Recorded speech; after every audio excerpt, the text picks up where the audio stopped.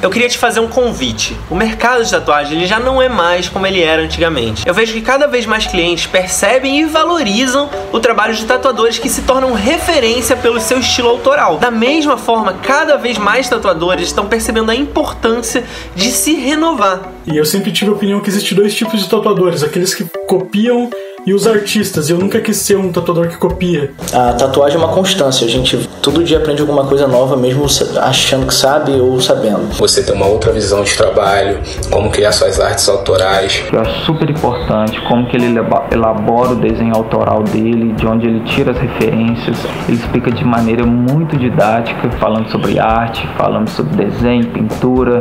E é nessa hora que, infelizmente, muitos congelam, porque acaba faltando algum conhecimento de base. E isso me incomoda, porque um mercado mais maduro é bom para todos nós. Pensando nisso, eu resolvi fazer uma série de 4 aulas gratuitas. Então eu quero te convidar para participar junto comigo dessa semana. Vai ser a Semana do Tatuador Autoral. Vai ser uma semana de estudos intensivos, de materiais muito especiais que eu tô preparando para vocês gratuitamente. A primeira aula ela vai ao ar na segunda, dia 4 de maio. A segunda aula vai ao ar na quarta, dia 6 de maio. A terceira aula vai ao ar na sexta, dia 8 de maio. E a última aula vai ser no domingo, dia 10 de maio. As 3 primeiras aulas vão ficar disponíveis até o dia 10 de maio para você assistir. Só que a última eu vou fazer uma aula ao vivo, uma live exclusiva que não vai ser reprisada e não vai ficar no ar. Então você tem que se inscrever e anotar aí no seu calendário para você não perder. É nessa última aula que eu vou amarrar todas as pontas, fazer a conclusão de tudo que você estudou nas 3 anteriores. Então para participar gratuitamente, clica no botão aqui embaixo, se inscreve que é super rapidinho e eu vejo vocês na Semana do Tatuador Autoral. Valeu! Mas antes mesmo de começar, eu quero te pedir para deixar aquele like no vídeo, porque ajuda pra caramba o canal. E se você é novo aqui, se você tá chegando agora, eu te convido a se inscrever e ativar o sininho para receber todas as notificações, porque são 5 vídeos por semana, é bastante conteúdo e assim você não perde, não fica de fora de nada. E por último, me segue lá no meu Instagram, @raontatu, porque eu posto quase todo dia nos stories um material complementar a esse aqui. Você vai poder acompanhar tudo que rola lá e ver meus trabalhos finalizados no feed. Então é isso, muito obrigado e agora sim, vamos pro vídeo. Bom, esse foi um projeto muito especial que eu curti bastante fazer. Foi o outro ombro da Luma, minha namorada, no primeiro ombro dela que eu tatuei, eu coloquei aquela arte minha que é uma cigana, vocês já viram provavelmente aqui no canal, né? E aí no outro ombro a gente fez essa bruxa, né, usando um boneco voodoo ali para fazer um feitiço, que foi uma ideia que a gente teve seguindo essa temática que a gente curte de magia, bruxaria e ocultismo, né? Então, uma das coisas mais legais nesse projeto foi explorar uma paleta de cores, né? E uma iluminação que foi bem desafiador, né? Foi algo que eu me exigi bastante, tanto na concepção da criação da arte, né? Usando esse esquema de iluminação ali do boneco com uma luz meio mágica, quanto também na tonalidade, né? Os tons de pele da personagem ali em tonalidade de pele negra, que é um exercício que eu fiz menos, né? Tenho menos experiência, então é uma coisa que eu queria explorar melhor, as variações de marrons, as cores de luz e as cores da sombra, né? Mais frias e mais quentes, então foi bem interessante, vocês vão ver ao longo aqui do vídeo. Eu comecei marcando tudo, né? Com a linha, uma liner 5 e uma liner 14 para fazer as áreas de maior destaque, os bolds, e alternar entre as linhas, né? Mais delicadinhas, mais finas ali. Você viu que eu estava traçando o boneco. Na hora de traçar o boneco, eu usei uma tinta vermelha, né, vinho, né, na verdade, porque eu queria que esse boneco ele não tivesse nenhum traço preto. Internamente eu fiz algumas linhas de marrom depois e tal, mas nada dele teve linha preta. Isso porque a ideia é que ele tivesse atingido por um brilho de luz tão intenso que ele não tenha esse contorno tão duro, né, como se estivesse emitindo uma luz própria. Então eu queria dar um efeito parecido com o de um objeto neon, por exemplo.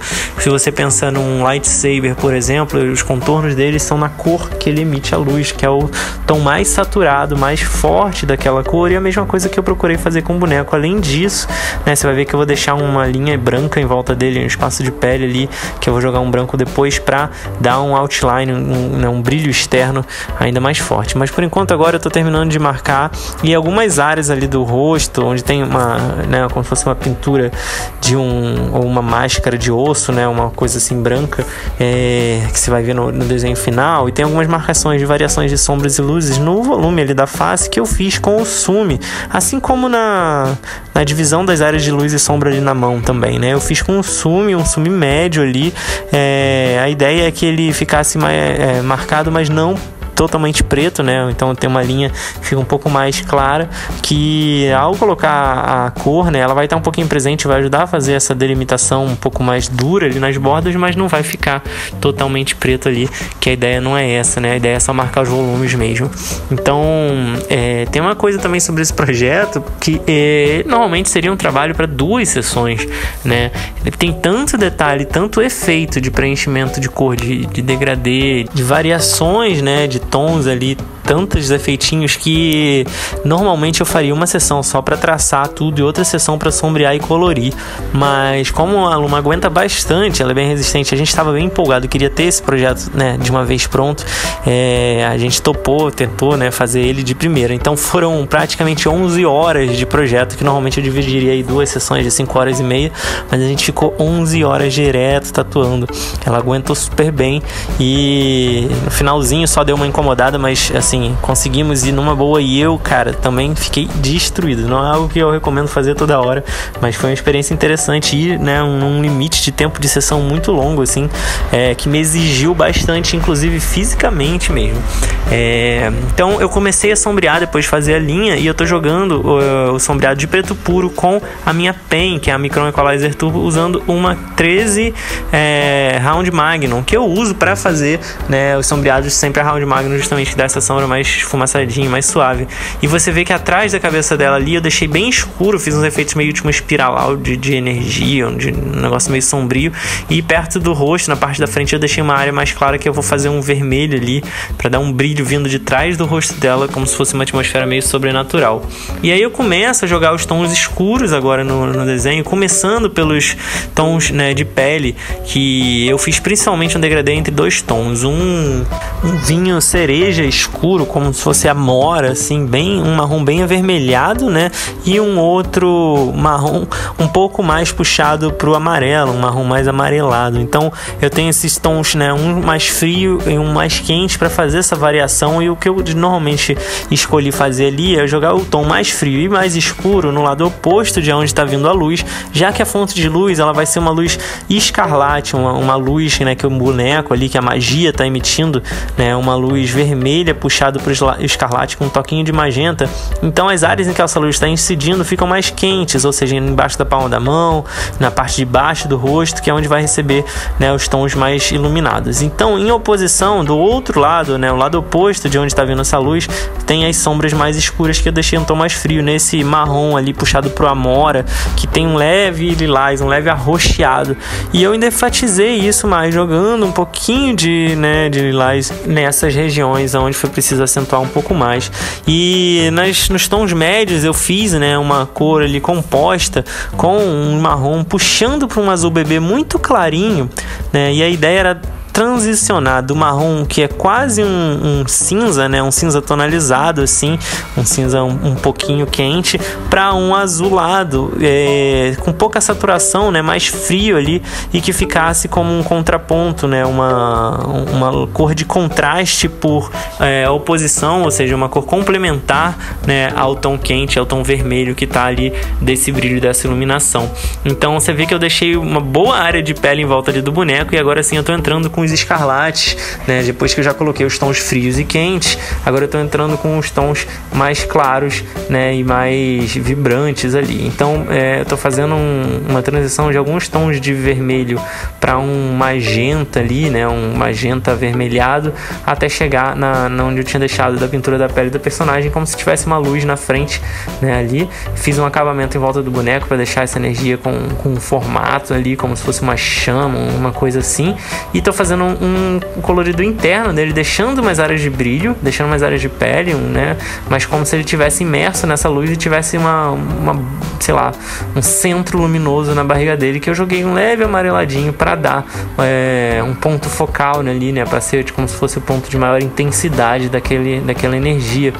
E aí agora eu tô repetindo esse mesmo esquema em todas as áreas do desenho, de onde vem o ângulo, né, da luz por baixo ali. Então toda a parte de baixo da palma, e onde eu tinha deixado delimitado ali pelo sume, eu vou jogando esse composto ali de vermelho e magenta, deixando algumas áreas de brilho ali, né, nas almofadinhas da palma e dos dedos. E essas áreas de brilho eu joguei um rosa mais claro, e a ideia é fazer uma transição, né, para um brilho mais acentuado, como se fosse, né, mais luminosidade nessa área que eu joguei esse rosa.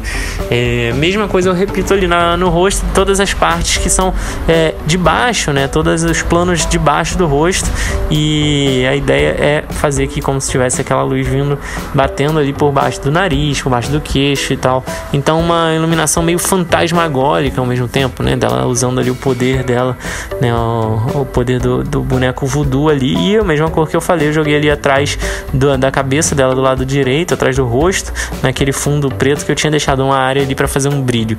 Depois eu tô terminando com uns marrons puxados para um amarelo canário, sem usar laranja. Eu transicionei direto do marrom para o amarelo canário, que fica não tão quente assim, né? Fica uma coisa mais de folhas secas, e a ideia era fazer as folhas na cabeça dela da mesma cor do dourado ali, né? Do dourado do pescoço, para fazer um certo combinado. Esse dourado eu também fiz do marrom pro amarelo, porque fica um ouro, né, mais sóbrio, assim, com a cara daquela joia que não é tão coloridona assim. Então esse é o resultado final do projeto. Eu curti demais, eu espero que você também tenha gostado. E se você gostou, não esquece de dar um like no vídeo e se inscrever no canal para você receber todas as notificações. Marca lá no sininho, e é isso. A gente se vê no próximo vídeo. Valeu!